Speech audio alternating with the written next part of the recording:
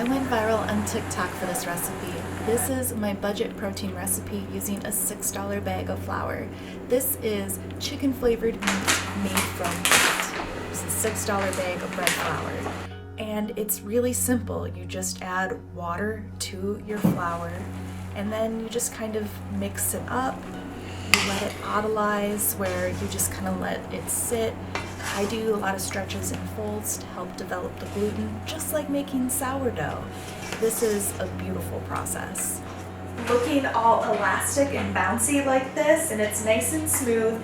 You've done your stretches and folds to help kind of knead it. Now it is time to cover it with water. If you let it cover in water, let it rest overnight and put some weights over it so that way the dough doesn't float to the surface. Wash the flour seitan recipes have you soak the ball of dough in salted water for only like an hour. And I find that it works best when it's soaking overnight because that helps the gluten develop. You've seen a lot of no-knead bread recipes, and it only works if you let it rest overnight so that way the gluten has time to develop. It's the same thing with seitan.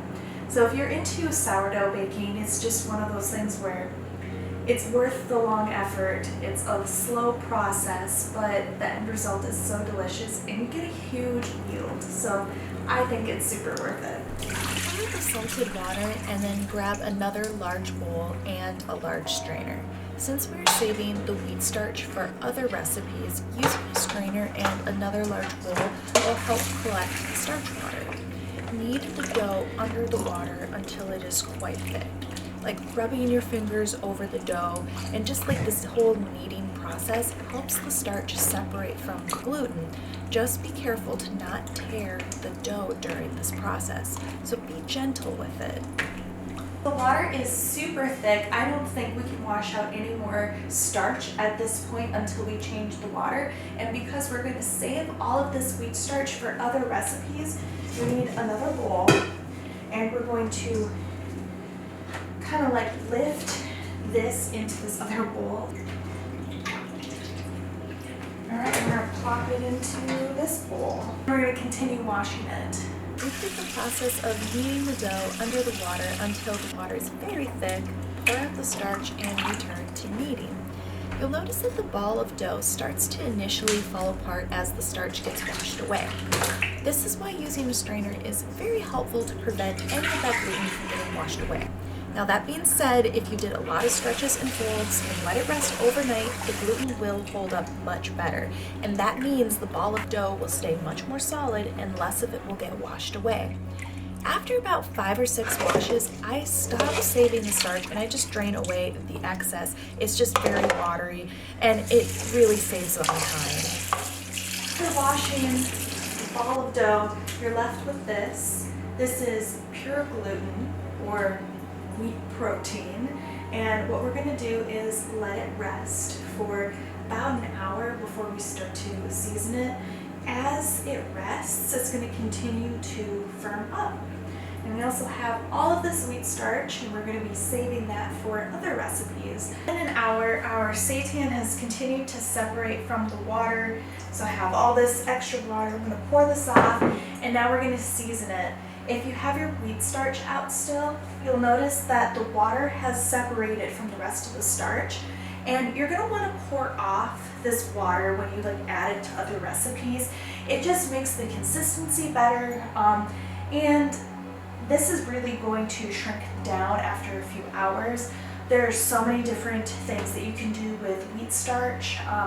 I can link down in the bio some different recipes that you can try out with it, so don't throw this out. Now let's make our seitan chicken flavored by using a variety of different seasonings. Included the seasoning blend that I use for my seitan the most often. I like to change it up, so feel free to swap out some of these different spices because honestly this seitan is really going to expand, and having a super flavorful broth is really more important than flavoring this part. It's going to be kind of difficult. You can see how dense this is. Like, look at how stretchy this is. It's not the easiest thing to knead the different seasonings into it. So what I like to do is stretch this out as thin as I can. And this is where, if you have any pizza making skills or if you make bread, this comes in pretty handy. Just trying to stretch it out evenly without it tearing. I'm going to do a little bit of onion powder. All these seasonings are going to be inside of the broth as well. Onion powder. I like to do some smoked yeast. You can use Nutritional yeast flakes as well. I really like the flavor of the smoked yeast. It adds this umami and this smokiness that really makes it taste more chicken-like, if that's what you're going for. You can also flavor this to, be more pork-like if you'd like, and add maybe a little bit of molasses to it, and smoked paprika, mushroom seasoning. And you can use any brand of mushroom seasoning that you'd like. It just really helps improve the flavor. A little bit of garlic powder. To incorporate the seasonings, fold your dough up and then kind of knead it together and do a mixture of like squeezing the dough together and then rubbing it. This isn't the easiest process, and that's why I strongly recommend you focus on flavoring your seitan through the broth that you cook it in. Otherwise, just rub the seasonings in the very best that you can. It's okay if not all the seasonings get in there. When you are flavoring your seitan is to use a pre-flavored bouillon seasoning. I have some not beef bouillon. There's not chicken bouillon, vegan chicken flavored broth or whatever. You can rub that onto your seitan to flavor your seitan as well if you don't want to do your own seasoning blend. That is a great little shortcut. Alright, now that I have my seitan seasoned up, it's all kind of stretched out and loose. So now what we're going to do is we're going to shape it. Shaping your seitan is what helps you get a meaty, shreddy texture. Like shaping sourdough bread, the more that you roll and create layers in your dough, the more layers of gluten that you'll have. For baking bread, that helps it rise. For seitan, that helps it get the shreddy grain that is very meat-like. The more that you twist it, fold it, knot it, the more meat-like of a texture that you'll get. In contrast, if you don't knot up your seitan, you risk having a texture that's more spongy and more like a meat loaf than actual shredded meat. Rolling it into a long tube helps making knotting it much easier. Tight knots are ideal because it will have the most shreddy texture. So when the dough cooks in the broth, it will expand, and keeping the dough nice and tight will help prevent it from expanding too much and prevent a spongy texture. Just be careful to not tear your dough at this point, and really just knot it up into itself like what you're seeing here, so that way it's one big knotted loaf. You'll notice some of the seasonings leaked out of the dough, and that's okay. So at this point, we're going to preheat a frying pan, and we're going to add about a 1/4 cup of oil, and on high heat, you want to fry your seitan.